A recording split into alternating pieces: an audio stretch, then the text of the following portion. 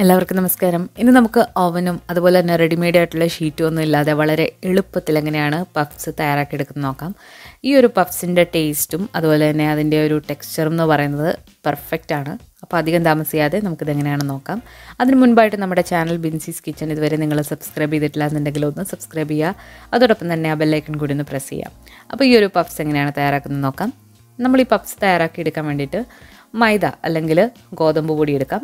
1 കപ്പാണ് ഞാൻ എടുത്തിട്ടുള്ളത്. 4 മുട്ടയുടെ അളവിനാണ് 1 കപ്പ്. ഇതിലേക്ക് ആവശ്യത്തിനുള്ള ഉപ്പും അതോടൊപ്പം തന്നെ 1 ടീസ്പൂൺ പഞ്ചസാരയും കൂടി ഇട്ട് കൊടുത്തിട്ടുണ്ട്. പഞ്ചസാര ഇട്ട് കൊടുക്കുമ്പോൾ ഈ ഒരു പഫ്സ് നല്ലതായിട്ട് മൊരിഞ്ഞ് കിട്ടും. ഇനി ഇതിലേക്ക് നമ്മൾ ഉപ്പില്ലാത്ത 2 ടേബിൾ സ്പൂൺ ബട്ടറാണ് ചേർത്ത് കൊടുക്കുന്നത്. ബട്ടർ റൂം ടെമ്പറേച്ചറിലുള്ളതോ അല്ലാന്നുണ്ടെങ്കിൽ ഫ്രിഡ്ജിൽ നിന്ന് എടുത്തതോ ആകാം, കുഴപ്പമില്ല. അപ്പോൾ ഇത് നന്നായിട്ടൊന്ന് കൈവച്ചിട്ടൊന്ന് മിക്സ് ചെയ്ത് കൊടുക്കുക. ഇത് നന്നായിട്ടൊന്ന് മിക്സ് ചെയ്ത് കൊടുത്തു കഴിഞ്ഞാൽ ഇതിലേക്ക് കുറേശ്ശെ വെള്ളം ഒഴിച്ചിട്ട് നന്നായിട്ടൊന്ന് കുഴച്ചെടുക്കണം. നമ്മൾ ചപ്പാത്തിക്ക് കുഴയ്ക്കുന്ന പോലെ അതേ ഒരു പരുവത്തിൽ വേണം കുഴച്ചെടുക്കാനായിട്ട്. നമുക്കിതുപോലെ ഒരു സോഫ്റ്റ് മാവ് കിട്ടിയിട്ടുണ്ട്.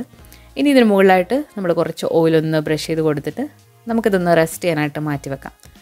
മിനിമം ഒരു 30 മിനിറ്റെങ്കിലും ഇത് മാറ്റി വെക്കാം. ആ ഒരു സമയത്ത് നമുക്ക് ഇതിലേക്ക് വേണ്ടിയിട്ടുള്ള മസാല തയ്യാറാക്കിയെടുക്കാം. അപ്പോൾ നമ്മളിവിടെ മുട്ട പഫ്സാണ് ചെയ്യുന്നത്. വെജിറ്റേറിയൻസ് ആണെങ്കിൽ നിങ്ങൾക്ക് വെജിറ്റബിൾ ഫില്ലിങ്ങും എടുക്കാവുന്നതാണ്. ഒരു പാത്രം ചൂടായി വന്നിട്ടുണ്ട്. അതിലേക്ക് 1 ടേബിൾ സ്പൂൺ ഓയിൽ ഒഴിച്ചു കൊടുക്കുക. ഓയിൽ എന്ന് പറയുമ്പോൾ സൺഫ്ലവറോ കോക്കനട്ട് ഓയിലോ നിങ്ങൾക്ക് എടുക്കാവുന്നതാണ്. ഓയിൽ നന്നായിട്ട് ചൂടായി വന്നിട്ടുണ്ട്. ഇതിലേക്ക് ഇനി എരിവിന് ആവശ്യമായിട്ടുള്ള പച്ചമുളകും 1 ടീസ്പൂൺ ഇഞ്ചി വെളുത്തുള്ളി പേസ്റ്റും കുറച്ച് കറിവേപ്പിലയും കൂടി ഇട്ട് കൊടുക്കാം.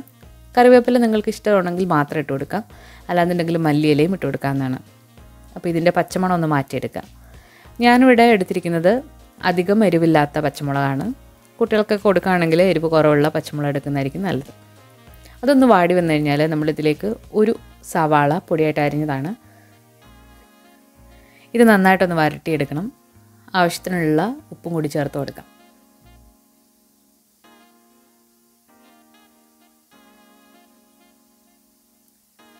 അപ്പോൾ സവാള ഒന്ന് വരണ്ട് വന്നു കഴിഞ്ഞാൽ നമുക്കിതിലേക്ക് പൊടികളൊക്കെ ചേർത്ത് കൊടുക്കാം. പൊടികൾ നിങ്ങളുടെ സ്പൈസ് ലെവലിനനുസരിച്ചിട്ട് ചേർത്ത് കൊടുക്കാവുന്നതാണ്. ഞാനിവിടെ 1/4 ടീസ്പൂൺ മഞ്ഞൾപ്പൊടി, 1/2 ടീസ്പൂൺ മുളക് പൊടി, 1/4 ടീസ്പൂൺ മല്ലിപ്പൊടി, 1/4 ടീസ്പൂൺ മസാലപ്പൊടി, ഇത്രയാണ് ചേർത്ത് കൊടുത്തുള്ളത്. വേണമെന്നുണ്ടെങ്കിൽ നിങ്ങൾക്ക് കുറച്ച് കുരുമുളക് പൊടി കൂടി ചേർത്ത് കൊടുക്കാം. അപ്പോൾ ഇതിൻ്റെ പച്ചമണം നന്നായിട്ടൊന്ന് മാറ്റിയെടുക്കാം. പച്ചമണം ഒന്ന് മാറി വന്നു കഴിഞ്ഞാൽ ഇതിലേക്ക് 1 തക്കാളി പൊടിയായിട്ട് അരിഞ്ഞാണ്. വലിയ തക്കാളി ആണെങ്കിൽ ഒരു പകുതി ചേർത്താൽ മതി. അപ്പോൾ ഇത് നന്നായിട്ടൊന്ന് വഴറ്റിയെടുക്കാം. അപ്പോൾ നമ്മുടെ മസാല ഇവിടെ റെഡി ആയിട്ടുണ്ട്. അപ്പോൾ ഈ ഒരു മസാല അവിടെ മാറ്റി വെക്കാം. അതോടൊപ്പം തന്നെ നമ്മൾ 4 മുട്ട പുഴുങ്ങിയിട്ട് തൊലി കളഞ്ഞ് ഒന്ന് കട്ട് ചെയ്ത് വെച്ചിട്ടുണ്ട്.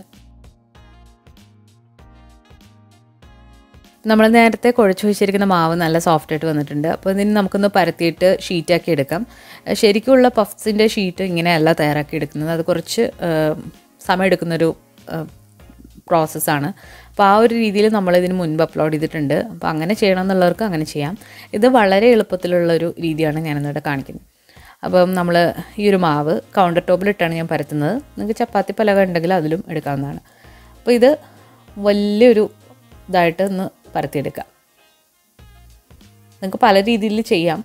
ഇങ്ങനെ പരത്തിയതിന് ശേഷം ഇതിന് മുകളിലായിട്ട് കുറച്ച് എണ്ണയൊന്ന് ഇതുപോലെ ബ്രഷ് ചെയ്ത് കൊടുക്കുക. അതിന് ശേഷം കുറച്ച് പൊടിയൊന്ന് വിതറി കൊടുക്കുക. അത് കഴിഞ്ഞിട്ട് ഇതുപോലെ 4 സൈഡിൽ നിന്നും മടക്കിയിട്ട് നമുക്ക് വീണ്ടും പരത്താം. ഈ ഒരു രീതിയിൽ എത്ര തവണ വേണമെങ്കിലും നിങ്ങൾക്ക് പരത്തിയെടുക്കാം. അപ്പം അത്രയും ലെയറുകൾ നിങ്ങൾക്ക് കിട്ടും. അങ്ങനെ പ്രത്യേകിച്ച് കണക്കൊന്നുമില്ല. മിനിമം ഒരു 4 പ്രാവശ്യമെങ്കിലും ഇതുപോലെ ഒന്ന് പരത്തുന്നത് നല്ലതാണ്. അപ്പോൾ ഓരോ ലെയറിലും ഇതുപോലെ ഒന്ന് ചെയ്തെടുക്കാം. അപ്പോൾ നമ്മളിങ്ങനെ ചെയ്തതിന് ശേഷം നമുക്ക് ഇഷ്ടമുള്ള ഷേപ്പിൽ കട്ട് ചെയ്തെടുത്തിട്ടുണ്ട്. ഇനി ഇതിലേക്ക് മസാലയും മുട്ടയും വെച്ചിട്ട് നമുക്ക് ഇഷ്ടമുള്ള ഷേപ്പിൽ ഇതൊന്ന് ഫോൾഡ് ചെയ്തെടുക്കാം. അപ്പോൾ ഞാനിവിടെ നമ്മൾ സാധാരണ കടകളിലൊക്കെ കിട്ടുന്ന ആ ഒരു രീതിയിലാണ് ഈ ഒരു പഫ്സ് ഫോൾഡ് ചെയ്തെടുക്കുന്നത്. 4 സൈഡിൽ നിന്നും നിങ്ങൾക്ക് വേണമെന്നുണ്ടെങ്കിൽ ട്രയാങ്കിൾ രീതിയിലും ഫോൾഡ് ചെയ്തെടുക്കാവുന്നതാണ്. ആ ഗ്യാപ്പൊക്കെ ഉള്ള സ്ഥലം നന്നായിട്ടൊന്ന് പ്രസ് ചെയ്ത് കൊടുക്കുക. അപ്പോൾ എല്ലാം ഇതുപോലെ ഒന്ന് ചെയ്തെടുക്കാം. അപ്പോൾ ഈ ഒരു പഫ്സ് നമുക്ക് 2 രീതിയിൽ ചെയ്യാം. അപ്പോൾ ഞാനിവിടെ 2 രീതി കാണിക്കുന്നുണ്ട്.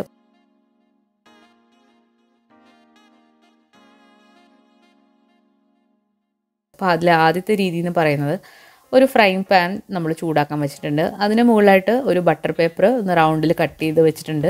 മുകളിലായിട്ട് കുറച്ച് ഓയിലൊന്ന് ബ്രഷ് ചെയ്ത് കൊടുക്കുക. അതിനുശേഷം നമ്മൾ നേരത്തെ തയ്യാറാക്കി വെച്ചിരിക്കുന്ന ആ ഒരു പഫ്സ് ഇതിന് മുകളിലായിട്ട് വെക്കുക. തീ വളരെ കുറച്ച് വേണം ഇടാനായിട്ട്, ഒരുപാട് കൂടരുത്. മീഡിയം ലോ ഫ്ലെയിമിൽ വേണം തീ ഇടാനായിട്ട്. ഇനി ഇത് അടച്ച് വെച്ച് നമുക്ക് വേവിച്ചെടുക്കാം. ഇതൊരു മെത്തേഡാണ്. ഇനി അടുത്ത മെത്തേഡ് എന്ന് പറയുമ്പോൾ വളരെ സിമ്പിളാണ്, നമുക്ക് ഫ്രൈ ചെയ്തെടുക്കാം. അപ്പോൾ എണ്ണ ചൂടായി വന്നു കഴിഞ്ഞാൽ നമ്മൾ ഒരു പഫ്സ് ഒന്ന് ഫ്രൈ ചെയ്ത് ആണ് എടുക്കുന്നത്. ഫ്രൈ ചെയ്യുമ്പോൾ വളരെ സിമ്പിളാണ്, ആദ്യം കഷ്ടപ്പാടൊന്നുമില്ല. പക്ഷേ നമ്മൾ ആദ്യം കാണിച്ച രീതി കുറച്ച് സമയമെടുത്ത് നമ്മൾ വളരെ സൂക്ഷിച്ച് വേണം ചെയ്യാനായിട്ട്. അപ്പോൾ ഏറ്റവും എളുപ്പമുള്ള മെത്തേഡ് എന്ന് പറയുന്നത് ഫ്രൈ ചെയ്യുന്ന മെത്തേഡ് തന്നെയാണ്. ഇനി അതല്ലാന്നുണ്ടെങ്കിൽ നിങ്ങൾക്ക് പ്രഷർ കുക്കർ മെത്തേഡും ഉപയോഗിക്കാവുന്നതാണ്. ഫ്രൈ ചെയ്തെടുക്കുമ്പോൾ ഇത് ഏകദേശം ഒരു സമോസയുടെ പോലെ ഇരിക്കും, പക്ഷേ ഇതിൽ നല്ല ലെയേഴ്സ് ഉണ്ടാവും ഈ ഒരു മാവിന്. നമ്മൾ ഫ്രൈ ചെയ്തെടുത്തിട്ടുണ്ട്, പെട്ടെന്ന് തന്നെ ഇത് ഫ്രൈ ചെയ്യാൻ കിട്ടും. അപ്പോൾ ഈ ഒരു സമയം കൊണ്ട് നമ്മൾ ഫ്രൈ പാനിൽ വെച്ചത് നമുക്ക് നോക്കാം.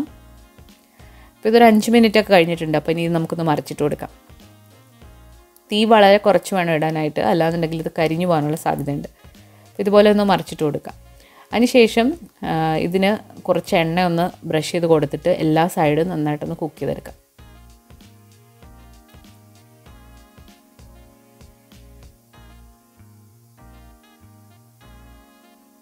ഒരുപാട് തീയാണ് നിങ്ങളുടെ അടുപ്പിൽ നിന്നുണ്ടെങ്കിൽ നമുക്ക് മറ്റൊരു പാനിൻ്റെ പുറത്ത് ഈ ഒരു പാത്രം വെച്ചിട്ടും ബേക്ക് ചെയ്ത് എടുക്കാവുന്നതാണ്.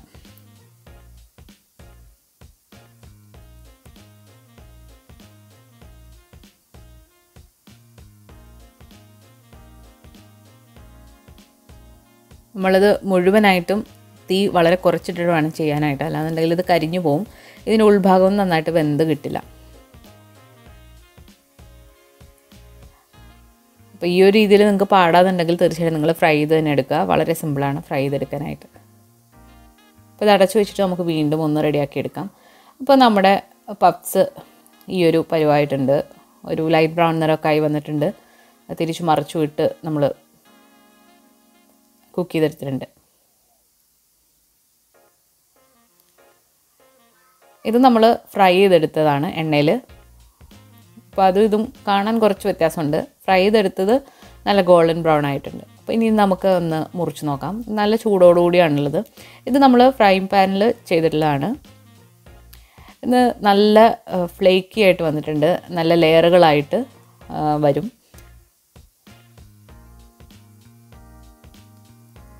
നമ്മൾ കടയിൽ നിന്നൊക്കെ വാങ്ങിക്കുന്ന അതേ ടേസ്റ്റിൽ തന്നെ ഇത് വന്നിട്ടുണ്ട്. ഇത് നമ്മൾ ഫ്രൈ ചെയ്തെടുത്തിട്ടുള്ളതാണ്. അതൊന്നുകൂടെ നല്ല പെർഫെക്റ്റായിട്ട് വന്നിട്ടുണ്ട്.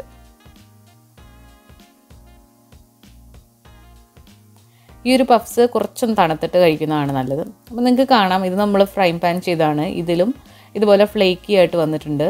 അതായത് നമ്മൾ കടയിൽ നിന്നൊക്കെ വാങ്ങിക്കുന്ന അതേ ഒരു ടെക്സ്ചറിൽ ഇത് വന്നിട്ടുണ്ട്. അപ്പോൾ വളരെ പെർഫെക്റ്റായിട്ട് നമ്മൾ വളരെ ഈസി ആയിട്ട് ചെയ്തെടുത്തതാണ്. ഒരുപാട് എണ്ണയൊന്നും യൂസ് ചെയ്യാതെയാണ് പഫ്സിൻ്റെ ഷീറ്റ് തയ്യാറാക്കിയിട്ടുള്ളത്. അപ്പോൾ എല്ലാവരും ഒന്ന് ട്രൈ ചെയ്ത് നോക്കിയിട്ട് നിങ്ങളുടെ ഫീഡ്ബാക്ക്സ് അറിയിക്കുക. ഈ വീഡിയോ ഇഷ്ടമായിട്ടുണ്ടെങ്കിൽ ലൈക്ക് ചെയ്യാനും ഷെയർ ചെയ്യാനും മറക്കരുത്. നമ്മുടെ ചാനൽ ഇതുവരെ സബ്സ്ക്രൈബ് ചെയ്തിട്ടില്ല എന്നുണ്ടെങ്കിൽ സബ്സ്ക്രൈബ് ചെയ്യാനും മടിക്കരുത്. പുതിയൊരു വീഡിയോ ആയിട്ട് നമുക്ക് വീണ്ടും കാണാം. താങ്ക്